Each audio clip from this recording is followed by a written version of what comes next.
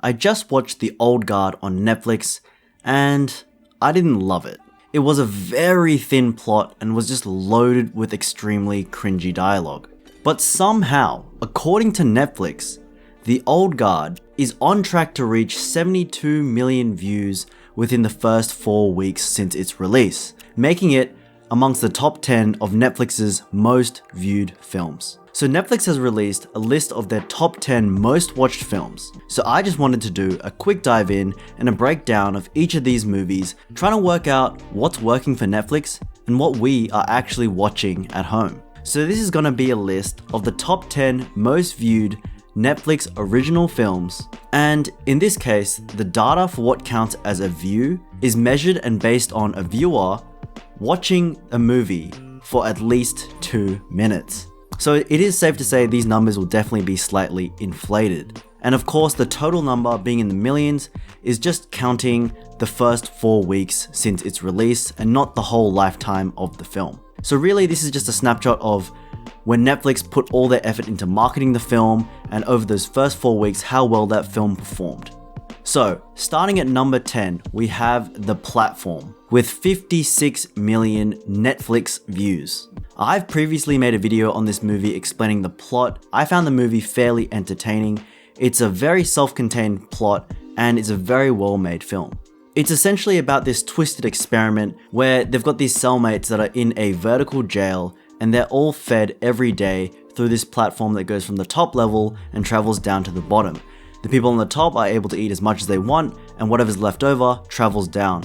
And of course, as the platform goes down to the deeper levels, there's less and less food available. It's got a very interesting premise and theme, and provides a social commentary on both capitalism and socialism. It's gory, and while not a horror film, it definitely has an edge to it. It's the only foreign film that's made it onto this list, beating out Alfonso Cuarón's Oscar-winning film Roma, and I really wonder what this says about people's viewing habits. It must be said though, this film did experience a bump as a result of COVID-19 and the lockdown, and quite a few of the films on this list actually did benefit from people not being able to go to the cinema and having to just stay at home and consume content. So number 9 on this list is The Wrong Missy, with 59 million Netflix views. Yeah, this movie is complete and utter garbage. It's a comedy starring David Spade and Lauren Lapkus, and this film being released in May 2020, it's obviously got that big boost from the lockdown period, and for some reason, even though this film and quite a few of David Spade's films are pretty damn terrible, for some reason, Netflix's algorithm really loves David Spade, which means we, the audience, love David Spade. I personally don't love David Spade, but it does mean that a lot of you guys out there really do. Anyway, going on to number 8, we've got Triple Frontier, pulling in 63 million Netflix views. Now this film had some seriously big names. You had Ben Affleck, you had Oscar Isaac, you had Pedro Pascal, you had Charlie Hunnam. Is basically a big action blockbuster about these ex-special forces operatives that come together to pull off a heist, and this time they're not doing a mission for their country, they're doing it for themselves. I'd say this was actually a pretty solid film, directed by J.C. Chandor, who directed Margin Call. It definitely had a bit more substance to it than your typical Netflix original film, and honestly, I could see this film being released in the cinema and being shown on the big screen. Not sure it'd be pulling in major box office like that,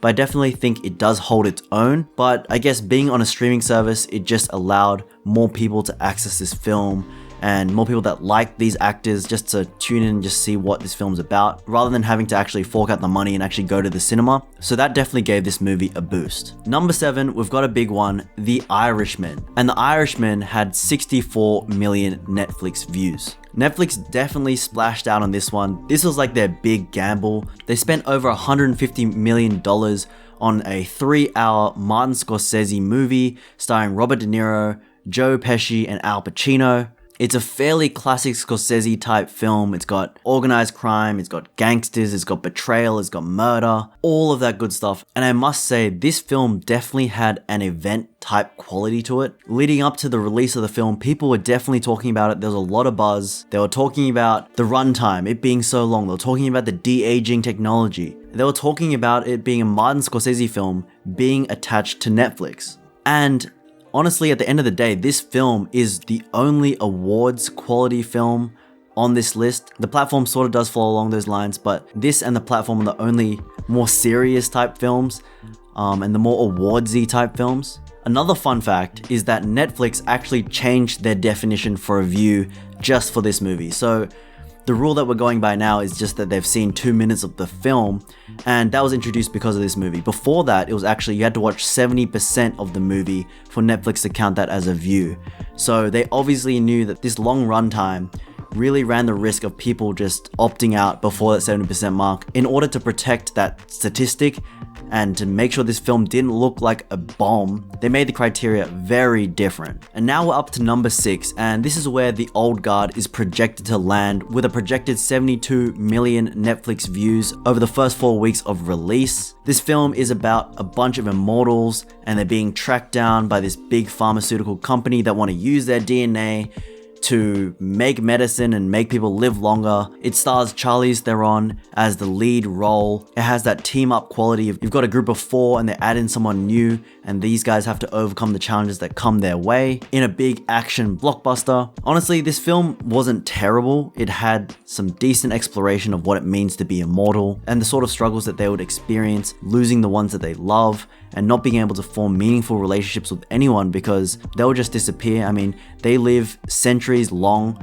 Just having a relationship with someone for 10 years or 20 years is just a speck of time in the grand scheme of things for them. But just like a lot of the films on this list, the plot is just so thin. It just feels arbitrary and lazy. Like the plot is just there to have a plot, but really they're just trying to show us Charlize Theron kicking a bunch of ass, which is cool, I guess, but I do feel like these films just need a little bit more substance. So the real question I asked myself after watching The Old Guard, and a lot of these movies, is are these movies just dumb fun popcorn flicks, sort of along the lines of Fast and Furious, where it's just so stupid, but the action is crazy, everything is just insane, you still have a good laugh, you still have a good time, or is it just a really mediocre action film? And unfortunately, I tend to lean to the mediocre action film. At least Fast and Furious has a bit of magic to it. It's got some heart, but this film and a lot of the other films just fall really flat. Now on to number 5, we've got Murder Mystery with 73 million views. This is an absolute dumpster fire of a film. It's a silly comedy about a couple that go on a holiday and they get mixed up in all this drama and this conspiracy, and it's headlined by 2 A-listers, Adam Sandler and Jennifer Aniston. I mean, honestly, this film is so lucky to have been on Netflix, because if this was released in the theaters, it would have bombed so hard, it would have been torn to shreds.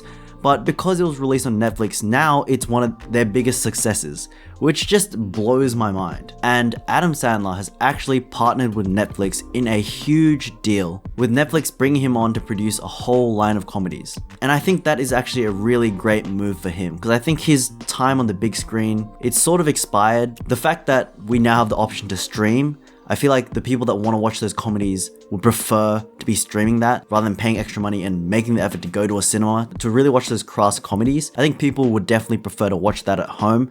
So it's definitely a really good partnership. And I think Netflix has really done well to identify that Adam Sandler and his humor is just something that's so easily consumable.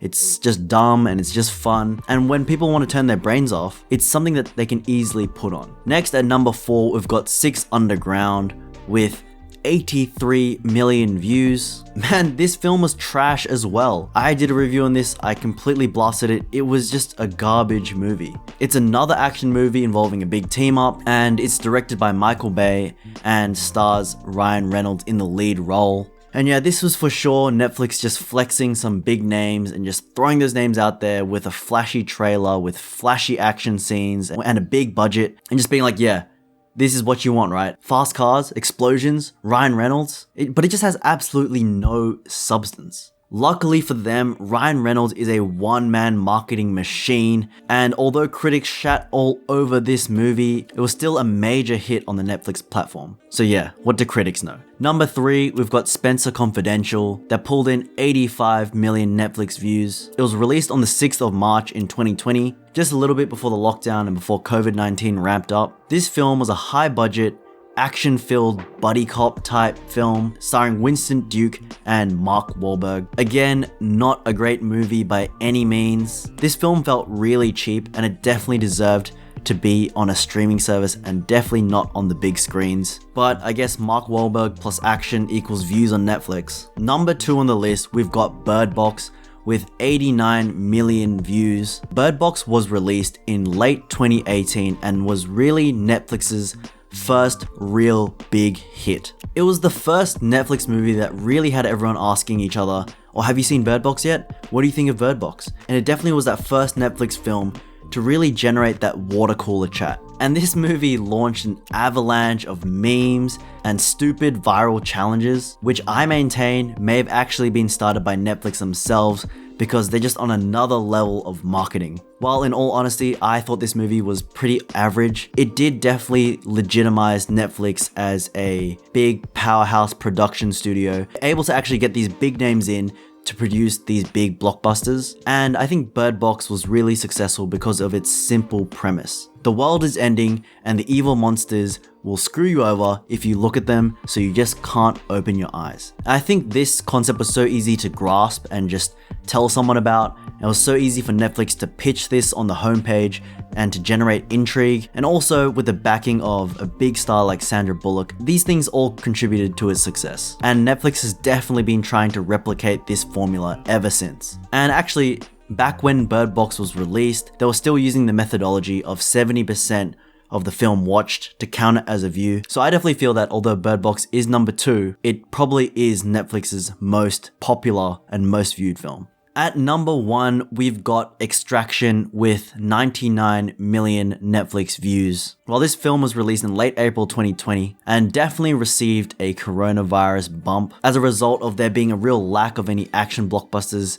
available to viewers, it definitely is a solid film and definitely would have had impressive numbers regardless. Having Joe Russo and Chris Hemsworth attached to the project right off the heels of the big success of Avengers Endgame, it definitely widened the appeal of this film. It was an exhilarating film, it was a fun ride, it had some really awesome action set pieces that made up for the thin plot, and hey, at least this film didn't turn out like Men in Black International or Ghostbusters. So just looking at this list, we can safely say that quality is not a huge factor as to whether or not people will watch a Netflix movie. Netflix seems to have definitely found their success in using notable and recognizable names to first pique people's interest, and by having a very simple premise like having to steal something, having to save someone, having to get somewhere, and having the protagonists be in a duo or a group, and then amping it up by pumping money into it and making big action set pieces that look insane, and then the Netflix machine just goes out and creates all this buzz for the film. And this buzz just keeps building and building until release, and really focuses on the release of the film and making that a really big talking point. And then once that job is done, the promotion can just happen naturally through word of mouth, and just people talking about it and asking people whether they've watched the film or not. And I will admit, this strategy has been extremely effective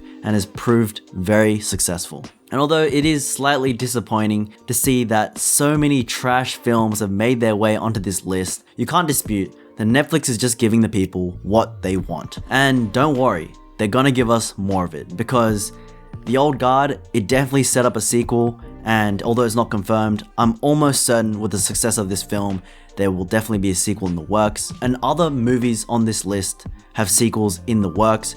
Extraction's got a sequel coming up, Bird Box definitely has a sequel coming up, Six Underground was the starting film of a franchise, and Spencer Confidential is bringing back Mark Wahlberg for a sequel. So at the end of the day, it's pretty clear, people don't really want to watch heavy and deep stuff. Who would have thought? Who would have thought people just prefer turning their brains off and just watching a famous person kick some ass, explosions, fast cars, and an easy to follow plot? Who knew? Netflix knew. Thank you guys for watching this video. Be sure to hit that like button and don't forget to subscribe to Cloudy TV for more content from me. Let me know in the comment section down below, which of the movies out of this 10 have you seen and which was your favorite? As always, thank you guys again, and I'll catch you all next time.